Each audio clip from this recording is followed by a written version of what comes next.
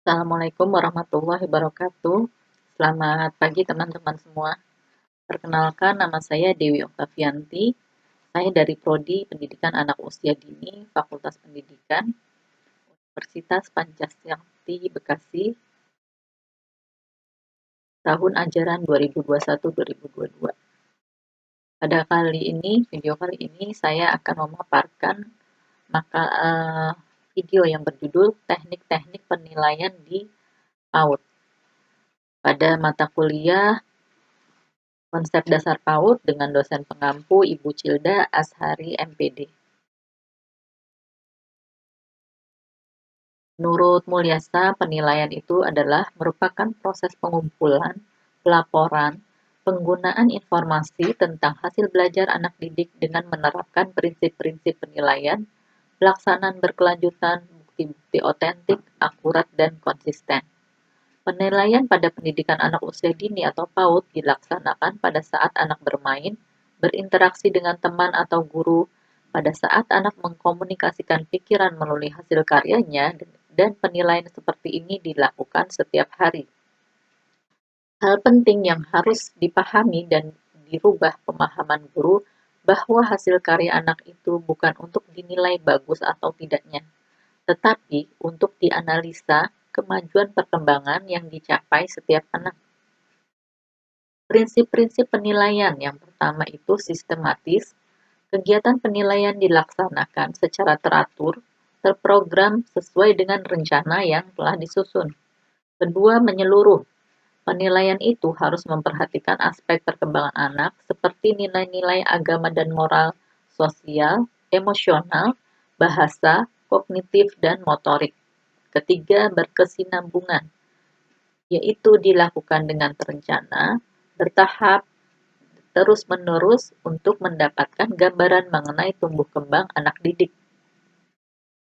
Kemudian harus objektif, yaitu sesuai dengan kondisi anak sebenarnya. Yang kelima, harus mendidik untuk memotivasi, mengembangkan, dan membina tumbuh kembang anak secara optimal. Kemudian ada kebermaknaan. Jadi harus memiliki manfaat bagi siswa, orang tua, guru, dan para pihak lain yang berkaitan. Ruang lingkup penilaian itu mencakup nilai agama dan moral, fisik motorik, kognitif, bahasa, sosial emosional, dan seni.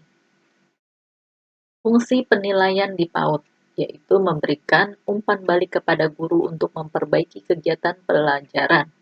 Kemudian sebagai bahan pertimbangan guru untuk melakukan kegiatan bimbingan terhadap anak didik, agar fisik dan psikisnya dapat tumbuh dan berkembang secara optimal.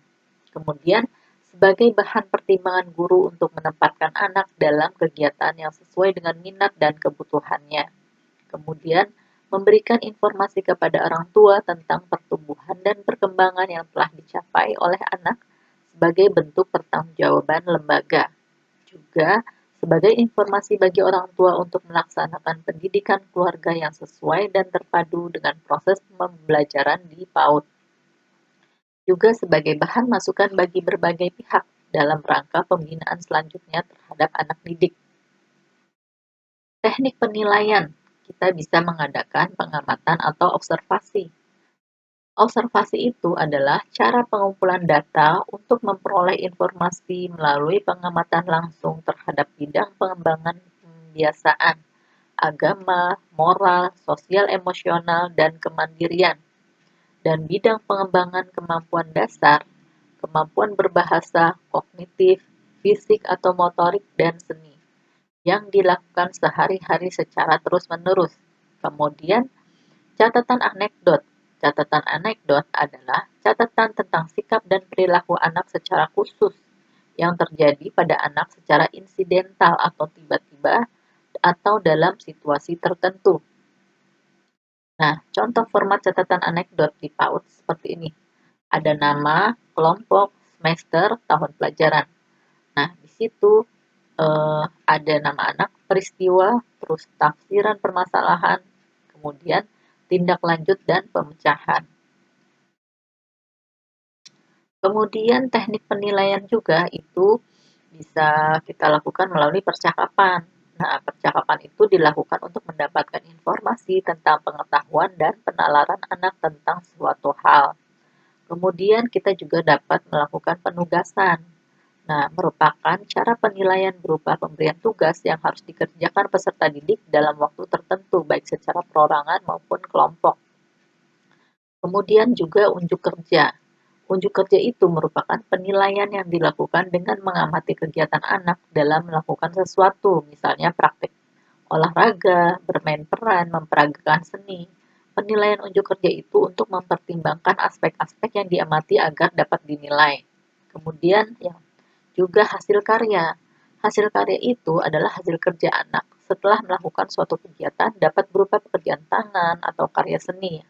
Contoh misalnya kalau kita ingin melihat perkembangan fisik motorik pada indikatornya ya, kita bisa membuat berbagai bentuk dengan menggunakan plastisin, Play-Doh atau tanah liat.